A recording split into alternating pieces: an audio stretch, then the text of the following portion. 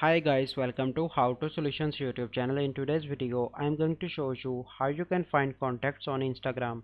Before getting into this video, must subscribe to our YouTube channel and click on the bell icon.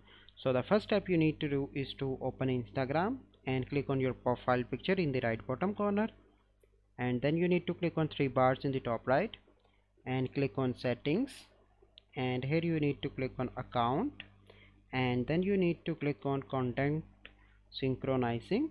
Then you need to turn that on. Once you've done that, you simply need to go back and go onto your profile, and then you need to click on three bars in the top right, and here you need to click on discover people, and you can find all your contacts in discover people section, as you can see that. So this is the process by which you can find contacts on Instagram. I hope you find this video helpful. If you find this video helpful, must like this video, subscribe to our YouTube channel for future videos. We'll see you in the next video. Thank you, have a good day.